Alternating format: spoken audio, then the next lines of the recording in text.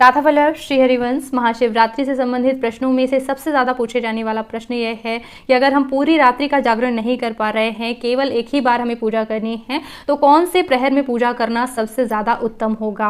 दूसरा प्रश्न ये पूछा जा रहा है, जैसे कई लोगों ने सुन रखा है कि भद्रा काल भी है और 11:30 बजे जो है 26 तारीख के दिन महाशिवरात्रि की तिथि प्रारंभ हो रही है, तो फिर सुबह हमें पूजा कब करनी है और अगर हम करते हैं तो महाशिवरात्रि का लाभ मिलेगा या नहीं। तो सुबह भी पूजा कब करनी होती है या फिर केवल रात्रि को ही करनी, इस संबंध में भी हम बात करेंगे। साथ ही साथ कई लोग व्रत नहीं करते हैं, भोजन करते हैं, तो भोजन करने वाले भी महाशिवरात्रि की रात्रि का लाभ कैसे उठा सकते हैं। 4 पहर की पूजा करना है अगर, तो कैसे क्या कर सकते हैं, वो भी हम बात करेंगे। सबसे पहले बात कर लेते हैं, अगर पूरी रात्रि का जागरण नहीं कर पा रहे हैं तो कौन से प्रहर में पूजा करना सबसे ज्यादा उत्तम माना जाता है महाशिवरात्रि के दिन पर।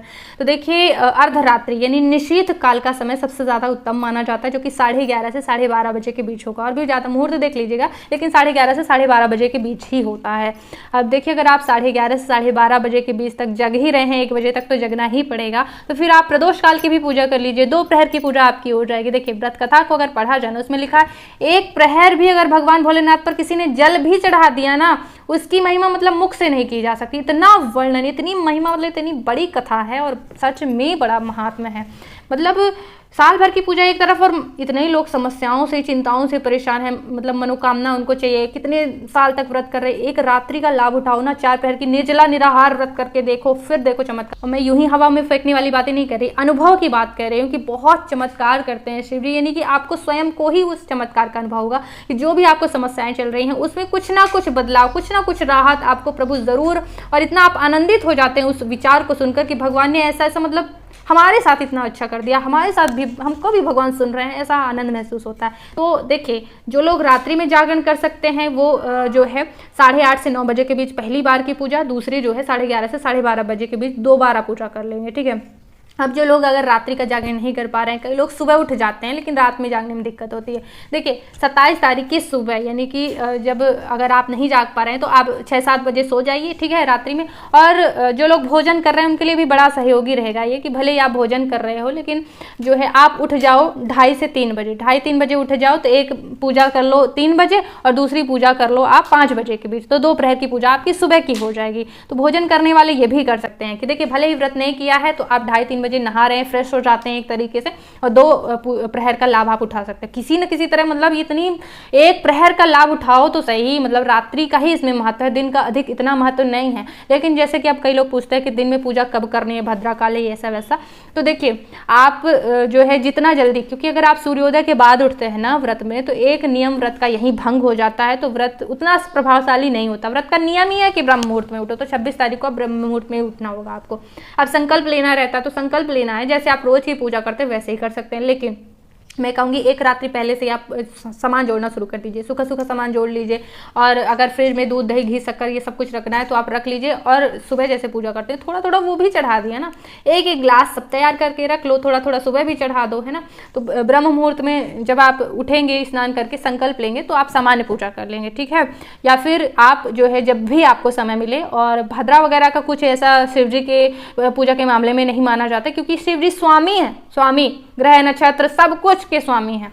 तो आप जो है मंदिर भी एक बार जाने का प्रयास जरूर करना चाहिए। क्या है, मंदिर में प्राण प्रतिष्ठा होती है, मतलब एकदम ज़्यादा लोग वहाँ पे जाते हैं तो बड़ी सकारात्मक ऊर्जा रहती है, उसका भी हमें लाभ उठाना चाहिए। तो एक बार मंदिर जाने का प्रयास जरूर करें, एक बार सुबह जो है पूजा करने का प्रयास जरूर करें।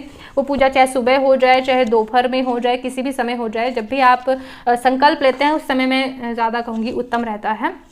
दोबारा भी करना चाहते तो कर सकते हैं, लेकिन रात्रि में इसका ज़्यादा महत्व है। देखिए, कई लोगों का यह भी कहना होता है कि महाशिवरात्रि में चाहे हम भोजन करें या ना करें, व्रत करें, नींद आ जाती है, ठीक है। तो वैसे इस व्रत में दिन में भी सोना वर्जित होता है, और शिवरात्रि जो है जागरण के लिए ही जो है बताई गई है, महत्व जागरण का ही है। नहीं हो पा रहा है तो कम से कम पूजा करने का अलार्म आप लगा लीजिए, शुभ मुहूर्त जो भी आपको समझ में आए, तो आप थोड़ा सा चटाई बाहर बिछा करके उसमें आराम करने के लिए भगवान की तरफ जो है पैर मत करिए। मेरे हिसाब से ये है कि कुछ प्रयास तो जरूर करना चाहिए। माता पिता प्रयास हमारा देखते हैं, प्रेम देखते हैं। अब नहीं हो रहा है तो ये भी जानते हैं कि नहीं हो रहा, लेकिन ये करना चाहता है, तो थोड़ा सा आप दूर चटाई बिछा करके, और भगवान को छोड़ करके नहीं जाना है। अगर आप उठ के जाते हैं बाथरूम या शौच तो फिर नहा के वापस आना पड़ेगा, तो वहीं शुद्ध चटाई बिछा ली, एकदम साफ होनी चाहिए, जिसमें कभी जो है आप कुछ ऐसा ना किए हो, और अच्छा साफ ओढ़ने वाला चादर भी होना चाहिए। तो वहीं पे थोड़ा सा आप आराम कर सकते हैं, लेकिन पैर दूसरे साइड हो भगवान। और उठे तो आचमन करके आप पूजा कर सकते हैं। लेकिन अगर आप कहीं जा रहे हैं साफ़ सफाई के लिए, शौच बाथरूम के लिए, तो नहा के आना होगा। इस तरह से आप पूजा कर सकते हैं। कुछ भी नहीं बन रहा तो आप जो है, जैसे कि मैंने ये टैली काउंटर लिया हुआ है तो इसमें बटन है, इसमें गिनती बढ़ती है, तो आप अगर कुछ भी नहीं हो रहा, बिस्तर में बैठे बैठे भी जो है आप नाम जप कर सकते हैं और इस रात्रि का लाभ उठा सकते हैं। पूरी रात्रि नाम जप करिए या फिर मुहूर्तों का जो है अलार्म लगा लीजिए, फिर नाम जप करिए। देखिए कलयुग है, कलयुग में सारी पूजाएं फीकी पड़ जाती हैं, क्योंकि ना तो दूध शुद्ध है ना घी शुद्ध है। अब जो है मंदिरों के प्रसाद में जब चर्बी मिला दी गई घी में, तो अब क्या ही बचेगा। पानी बॉटल में भर के दे दिया, क्या हमें पता है कि शुद्ध आ रहा है पानी। और अनाज में, खाद में, कोई भी पूजा, ब्राह्मण जो आ रहे हैं वो शुद्ध मंत्र बोल रहे हैं या नहीं, पढ़े हैं या नहीं, या वो ब्राह्मण भी है नहीं, खा के क्या आए हैं, कई लोग शराब पी करके भी तो वो पूजा करवा रहे हैं, तो कोई भी शुद्ध नहीं, कुछ भी शुद्ध नहीं। तो कहा गया है कलयुग केवल नाम आधार है, सुमिर सुमिर न रुत रहे पारा। कलयुग में केवल नाम का आधार है, इसी से आप तर जाएंगे, इसी से सब कुछ आपको प्राप्त हो जाएगा। तो आप नाम जप करिए। और ये तो टेम्परेरी है, रुद्राक्ष की माला पे जो है भगवान का नाम जप करना चाहिए। शुद्ध अवस्था में माला पकड़ी जा सकती है, बाकी आप किसी भी अवस्था में इसको पकड़ करके कर सकते हैं।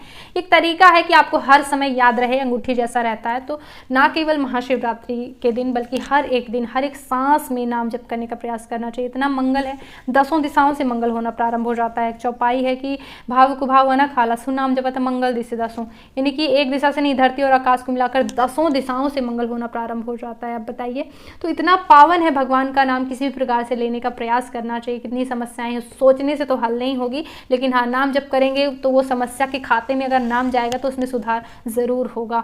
जैसे एक और खास चीज कहना चाहती हूँ कि अगर किसी की शादी हो जाए तो क्या सजे धजे घूमते रहते, नहीं जागते हैं। अगर किसी की जो है बर्थडे हो जाए तो क्या हम आधी रात्रि तक नहीं जागते। भगवान के लिए एक दिन नहीं जाग सकते। महिलाएं करवा चौथ में जागती हैं, हड़ताल का तीज में जागती हैं। तो अपने स्वार्थ के लिए हम जग जाते हैं, ये पति की लंबी आयु हो, बच्चे का ये हो वो हो। और भाई भी, अगर कोई बॉस ऐसा बड़ा कठिन काम कर दे और उंगलियों पे मतलब कुछ बहुत आ जाए ऐसी आपत्ति, या फिर अच्छा काम भी आ जाए, तो बड़े उत्साह में लोग जगते हैं, है ना। लोग रात को बात करने के लिए दूसरों से जगते हैं, बॉयफ्रेंड से, या गलत संबंध में भी जो है लोग बात करने के लिए मतलब जगते हैं। तो क्या भगवान के लिए मतलब जीवन सुधर जाएगा एक रात्रि से। यकीन मानिए बड़ा लाभ मिलता है। रोज नहीं कर पा रहे तो एक रात्रि का तो लाभ उठा लो। और देखिए कुछ भी अगर नहीं हो रहा ना, जिन लोगों से, भोजन करने वाले कैसे क्या नियम करेंगे ये बता देती हूँ। कि देखिए अगर आप जो है पूजा के बीच में उठते हैं तो आपको स्नान करके ही वापस जो है बैठना होता है। तो घर के मंदिर की अगर आप पूजा कर रहे हैं तो बीच में उठ के जा भी सकते हैं, लेकिन हर प्रहर में फिर आपको नहाना पड़ेगा। अगर आप शौच जा रहे हैं, बाथरूम जा रहे हैं तब, ठीक है ना। बाकी ऐसा नहीं है कि खा के आप पूजा नहीं कर सकते। ये मायने नहीं रखता कि आप खा रहे हैं या नहीं खा रहे हैं। भगवान की पूजा के लिए प्रयास देखा जाता है, आपका प्रेम देखा जाता है कि आप कितना, माता पिता एफर्ट देखते हैं कि कितना मतलब मन से लगा हुआ है। इसलिए नाम जप करें। कोई भी प्रश्न है आप सभी के ज़रूर लिखा करें। अगर मुझे ज्ञान है या समय मिलता है तो ज़रूर वीडियो देने का प्रयास करती हूँ। और अगर प्रश्न नहीं है तो सांब सदाशिव या राधे राधे जरूर लिखें। बेल आइकन पर प्रेस कर लें ताकि जब भी मैं महत्वपूर्ण वीडियो डालूँ महाशिवरात्रि से संबंधित या फिर अन्य त्यौहार के, तो आपके पास सबसे पहले नोटिफिकेशन पहुँचे। राधे राधे।